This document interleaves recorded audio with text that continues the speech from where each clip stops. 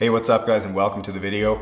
Today's vehicle is a 2017 3/4 ton GMC Sierra. You've seen this truck on the channel before in the frozen truck detail video I did a couple months back.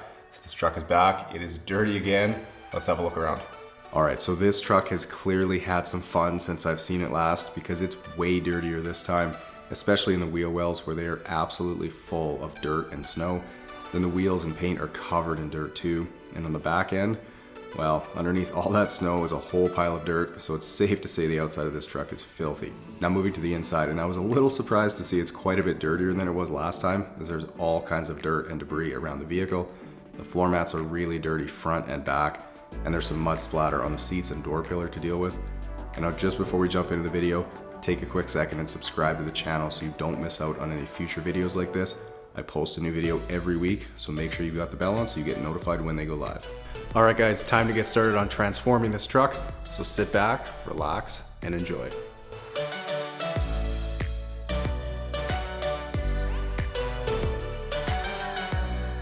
All right, so as I start on the pre-wash rinse here, you guys might have noticed that it was snowing in those opening shots, and you've seen the amount of snow on this truck, and that's because the last day or two here, we've gotten a pile of snow. It's been around -40 Celsius with the wind chills even lower. And if you're curious, that works out to about the same -40 Fahrenheit. So I'm very thankful that I can work inside my heated garage over the winters here. And if you notice any steam in these shots, it's because I use a gas-powered Honda GC 160 pressure washer, and I have the garage doors cracked just a little bit to allow it to exhaust and help flush some of the humidity out.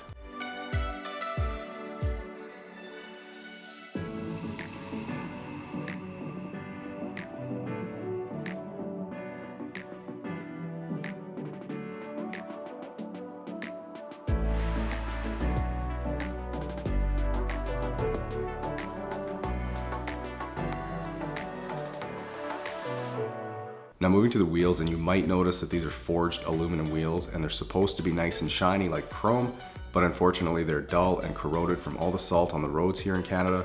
So I was talking to the owner about this when he dropped the truck off, and he plans to have them polished up in the spring when the roads are dry.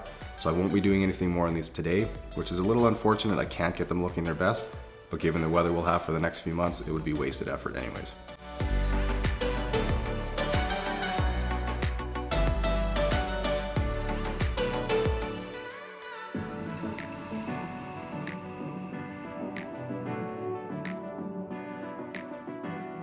Now with these carpeted wheel well liners, you guys know how much I dislike these things, and that's because they hold on to every bit of dirt that touches them.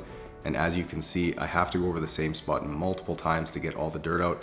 So not only does it take a really long time to get them clean, a lot of the ones I've seen already look really worn and frayed, and definitely they don't hold up very well to gravel roads. So as a detailer, having seen these things so much, I would far prefer plastic liners as they hold up better over time.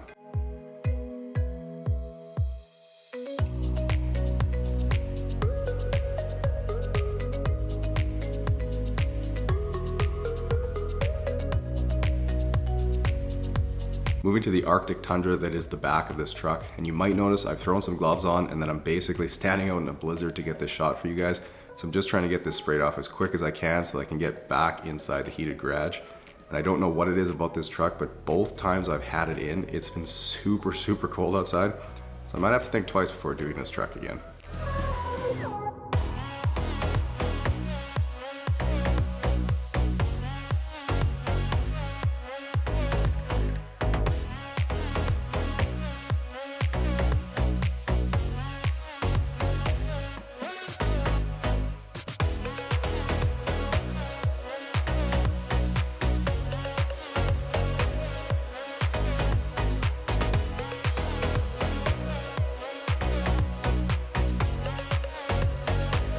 So while I spray out the rear wheel well here where there was tons and tons of dirt and snow, I figured I would mention that for any of you who have enjoyed the guitar outros I do at the end of my videos, I posted a guitar jam session over on my second channel, the Detail Geek 2, just a few days ago. Plus there's a few other videos over there you guys might enjoy, so go check that out after this video if you guys are interested.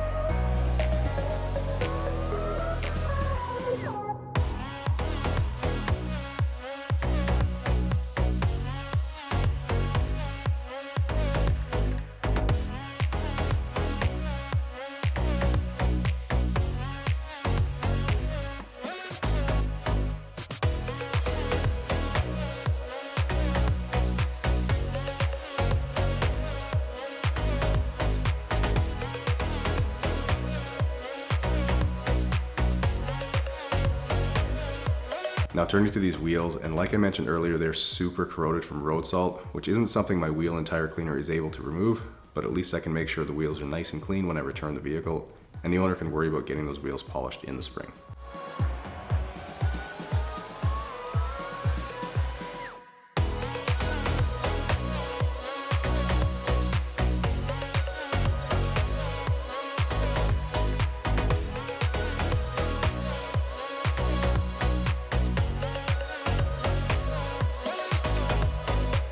Alright, so covering the truck with foam, I'll then go around the whole truck with a boar's hair detail brush and use it to lift any trapped dirt out of the crevices, get in behind the gas door where I can't reach with my wash mitt.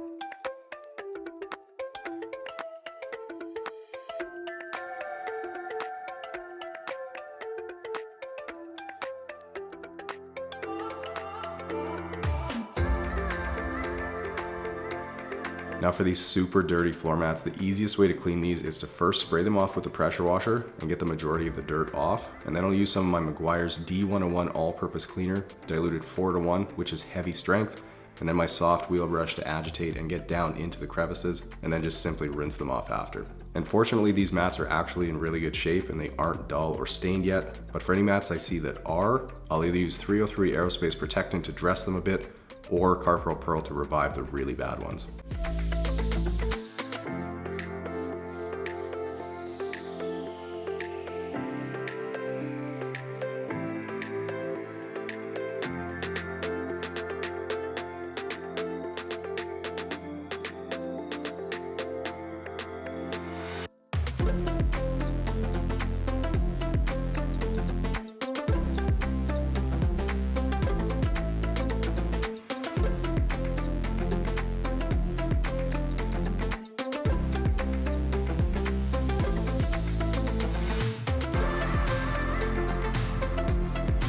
Moving to the interior now, and I always start by removing any of the customer's personal items that were left inside the vehicle, and it never ceases to amaze me at how much stuff people can fit into the center console in these GM trucks. It's like a cavernous pit.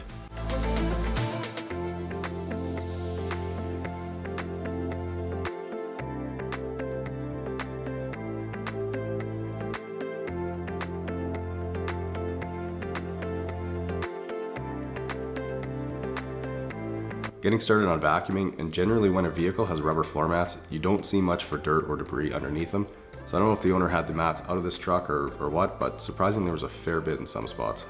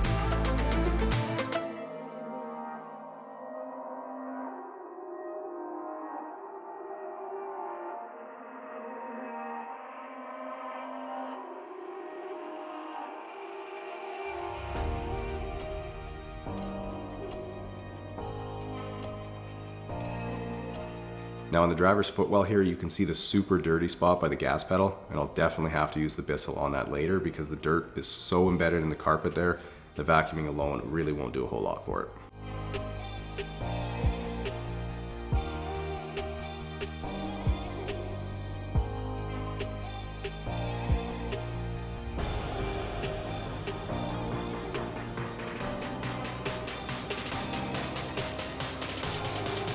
Alright, so while I've got the vacuum out, I'll also go around the vehicle and use my detail brushes to get down into the vents and especially into all the cup holders, which can be super helpful for any debris that's just a little bit stuck.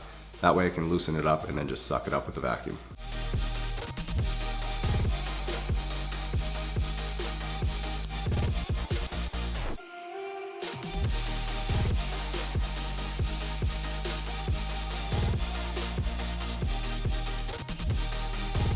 For the more delicate plastics like the center console, I'll use the ultra soft brush, and if you're curious where you can get these detail factory brushes I use, I've got the link to them down in the description, so feel free to check it out. Alright, so even though the customer didn't opt for the carpets to be shampooed, because let's face it, those rubber floor mats do their job well, I am going to go ahead and do the driver's footwell here because I could never give the truck back to the owner with the carpets still dirty like that. So with some solution sprayed on, I'm using the drill brush to agitate, especially by the gas pedal there, to make sure I can get all the dirt loosened and lifted up so it can be easily sucked away with the extractor.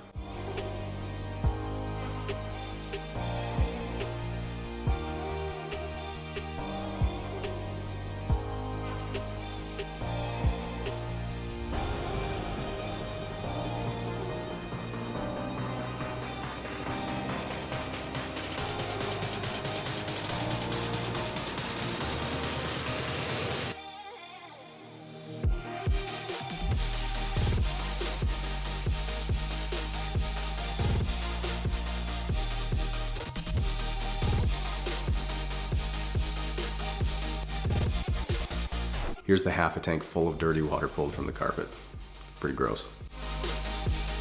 Now for the rest of the interior, I'll go over everything with some all-purpose cleaner, and I get asked all the time why I use the APC at different dilution ratios.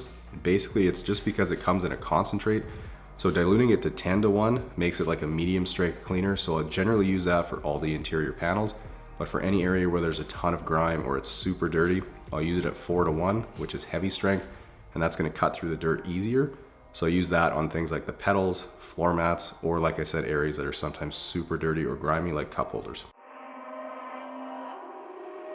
Now because these door sill plates were so dirty, I'll spray on a little bit of APC and then blast them with the steamer and brush attachment so I can gently agitate and get that dirt lifted out of the crevices, and then I can just wipe it clean with a microfiber towel. Then for the pedals, I switch over to the stiffer brush attachment as the pedals are usually a super dirty spot in a vehicle, and the steamer is able to make quick work of it while also being a ton of fun to use. So if any of you are curious as to what I'm using, it's a McCulloch MC1375, and it comes with all kinds of attachments and even extension handles and a mop head, so you can steam clean the floors in your house too if you want. It's an incredibly versatile tool and tons of fun to use, so if you want to check it out, the link is down in the description below, along with almost every other product and tool that I use, so feel free to give those a look.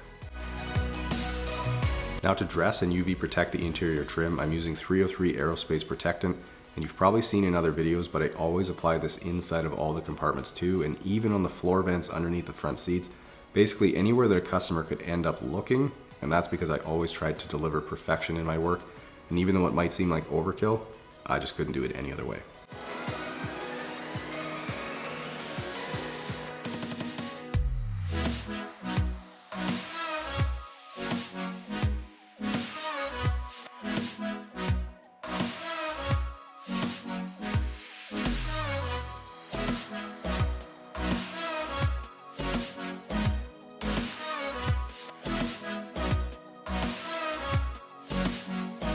Turning to the leather and using some of my Meguiar's D181 leather cleaner and a horsehair brush, I'll agitate the cleaner and really get down into the seams and then simply wipe them clean with a dry microfiber towel.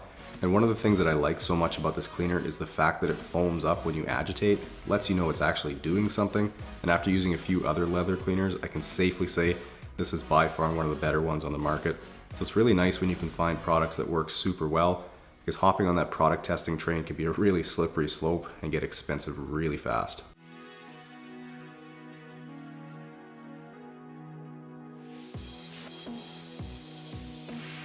Now I'm switching things up a bit and using some of this Wolfgang Silica spray, and that's mostly because I applied a sealant on this truck around 2 months ago, and it's still holding up okay, so a silica spray like this is going to give the truck some added gloss, and it's also super easy to apply.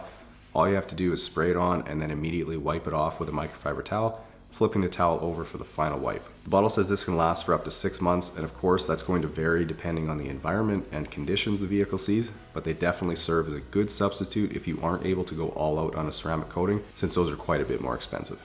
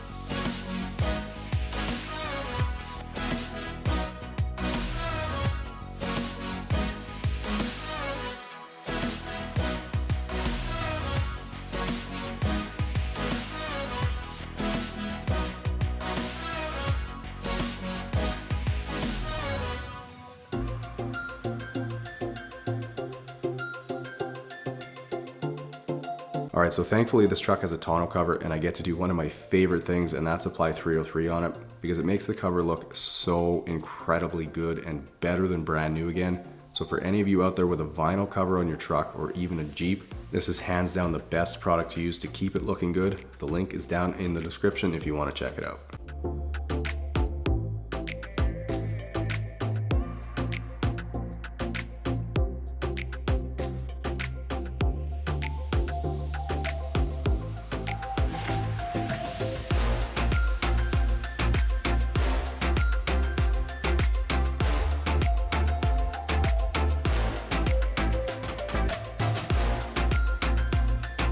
Now to dress these tires, I'm using some CarPro Pearl diluted 2-to-1 and a microfiber applicator pad to apply it, which is going to leave a nice matte finish when it dries.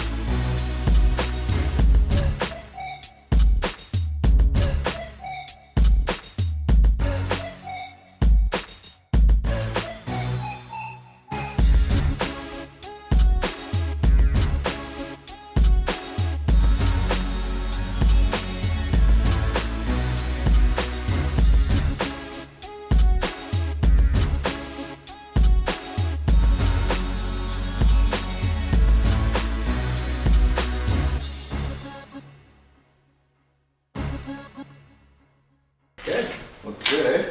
Nice. It's nice to see it clean again. It's really nice. Yeah. Looks good. Awesome. Yeah. She's looking good. Yeah, that looks sweet.